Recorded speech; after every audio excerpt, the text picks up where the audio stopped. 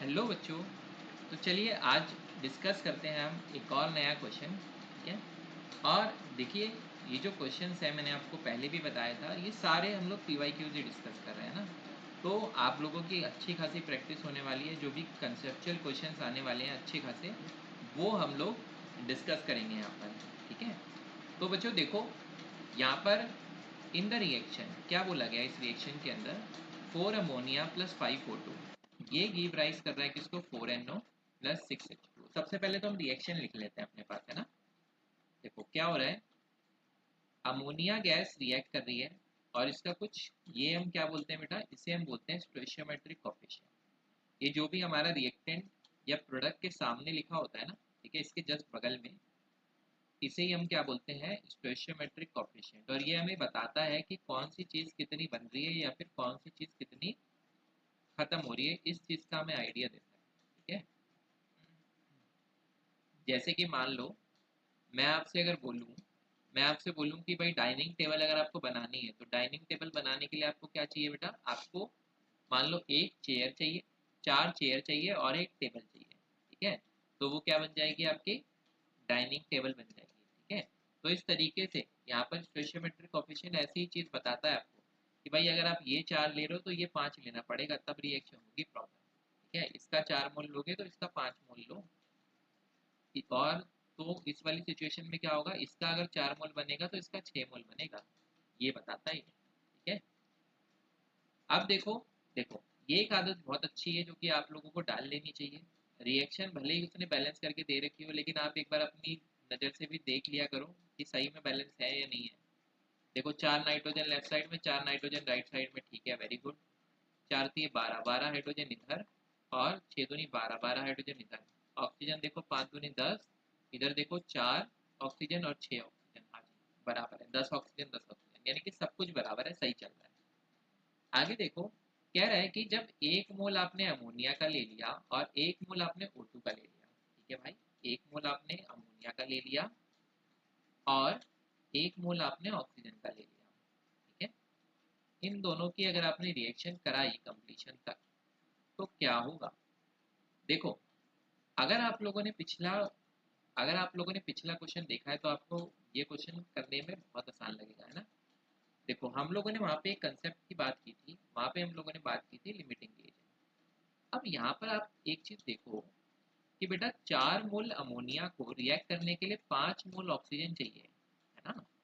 तो जरा देखना, 4 मोल को रिएक्ट करने के लिए चाहिए 5 मोल, तो 1 मोल को रिएक्ट करने के लिए कितना चाहिए होगा, कैसे निकालोगे, यूनिटरी मेथड, 5/4, यानी कि 1.25 मोल चाहिए होगा। इसका मतलब ऑक्सीजन की क्या है बच्चों, कमी है ना। ऑक्सीजन की क्या है, कमी है। कितनी कमी है, 0.25 मोल की कमी है ना। तो देखो, अब are made to react to completion, तो क्या होगा इस वाली सिचुएशन के अंदर, all the oxygen will be consume. बिल्कुल सही बात है भाई, ऑक्सीजन तो पूरा का पूरा खत्म हो जाएगा ना। भाई इसके 1 मोल को इसका 1.25 मोल चाहिए, तो 1 मोल तो ये खत्म कर ही देगा, बल्कि ये थोड़ा बच भी जाएगा। अमोनिया जो है ये थोड़ा बच भी जाएगा, क्यों, क्योंकि इसका 1 मोल इसके 1.25 मोल को निपटा सकता है।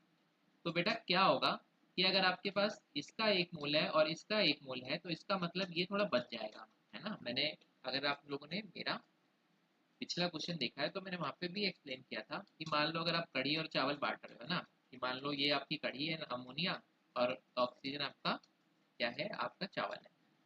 तो अब आपकी क्या है बेटा, चावल जो है ये कम पड़ गया। ठीक है। तो इसका मतलब आपकी कढ़ी क्या है, बच गई ना। ठीक है। आप कढ़ी चावल बांटने वाले थे, आपने बोला कि अरे यार कढ़ी तो बच गई है लेकिन चावल चावल खत्म हो गया। तो ये जो चावल है आपका, यानी जो ऑक्सीजन है आपका, एक है लिमिटिंग रिएजेंट, और जो बच गया वो क्या है, आपकी कढ़ी, है ना। तो देखो all the oxygen will be consume, हाँ भाई बिल्कुल सही बात है। 1 mole of NO will be produce, जरा बताना है 1 मोल NO प्रोड्यूस होगा क्या, देखते हैं। भाई देखो 1 मोल NO तो तब प्रोड्यूस होता जब, देखो किसी से भी आप देख लो, किसी एक से देख लो, इसके 4 मोल से, यानी 4 मोल अमोनिया से 4 मोल NO प्रोड्यूस होता है। तो बेटा अगर इसका 1 मोल खत्म होता अमोनिया का, तो आपको 1 मोल NO मिल जाता। लेकिन मैंने आपको अभी बताया कि ये 1 मोल पूरा तो खर्च हो नहीं रहा, ये 1 मोल से कम खर्च हो रहा है। तो इसका मतलब 1 मोल NO थोड़ी मिलेगा हमें, 1 मोल से कम NO मिलेगा ना। अगर अमोनिया 1 मोल खत्म हो जाता तो हमें 1 मोल NO मिल जाता, क्योंकि हमें दिख रहा है कि भाई इसका 4 मोल इसके 4 मोल बनाता है, तो इसका 1 मोल इसका 1 मोल बनाएगा। लेकिन अभी मैंने आपको बताया कि 1 मोल अमोनिया नहीं, 1 मोल अमोनिया से कम खर्च हुआ, तो बेटा कम खर्च हुआ तो NO भी कम ही बनेगा, तो ये वाली बात तो गलत हो गई। आगे कहता है 1 mole of water is produce. जरा देख के बताना भाई, 4 मोल अमोनिया से 6 मोल वाटर बनता है, ठीक है। तो देखो जरा, आप ऐसे कर लो, आप सिंपल। अब अब आपको ना थोड़ा सा कैलकुलेशन, आपको वैसे तो मैं आपको बता दूं, आपको दिख जाएगा, ठीक है, कि 1 मोल नहीं बन रहा है, 1 मोल से थोड़ा ज़्यादा ही बन रहा होगा, बट फिर भी मैं आपको कैलकुलेशन ही करके दिखा देता हूँ, आपको पता रहेगा इससे, है ना। देखो, अब बेटा 5 मोल अगर ऑक्सीजन होता तो ये 4 मोल अमोनिया को निपटा देता। 5 मोल अगर ऑक्सीजन होता तो ये कितने अमोनिया को निपटा सकता था? 4 मोल अमोनिया को निपटा सकता था, इसके साथ रिएक्ट कर सकता था। मैंने आपको हमेशा बताया लिमिटिंग रिएजेंट के हिसाब से तो प्रोडक्ट बना होगा ना। तो बेटा 4 मोल अगर, तो अगर 1 मोल आपके पास ऑक्सीजन है तो ये कितने अमोनिया को निपटाएगा? 4/5, यानी कि 0.8 मोल अमोनिया ही खर्च हुआ है। अब आपके पास एग्जैक्ट अमोनिया आ चुका है कि कितना खत्म हुआ है, तो क्या आप एग्जैक्ट वाटर निकाल पाओगे? देखो भाई, हमें पता है कि 4 मोल अमोनिया जो है ये कितना वाटर बना रहा था। देखो जरा, ये 4 है ना, और ये 4 कितना बना रहा था वाटर? 6 बना रहा था। तो 4 मोल अमोनिया से अगर 6 मोल वाटर बन रहा है, देखो मैंने अमोनिया से सॉल्व किया है, जरूरी नहीं है आप ऑक्सीजन से सॉल्व कर लो, कोई फर्क नहीं पड़ता, एक ही बात है। 4 मोल अमोनिया से अगर 6 मोल वाटर बन रहा था, तो जरा बताओ 0.8 मोल से कितना बनेगा? ये बनेगा 6/4 इंटू में 0.8, है ना। इस डेसिमल को हटाओगे तो नीचे 10 आएगा, और ये 4, ये 2, ठीक है। तो ये कितना हो गया क्या? 12 अब बटे 10, यानी कि 1.2 मोल। जैसे कि मैंने आप लोगों को बोला था ना कि 1 से थोड़ा ज़्यादा ही बनेगा, तो ये वाली बात भी गलत हो गई।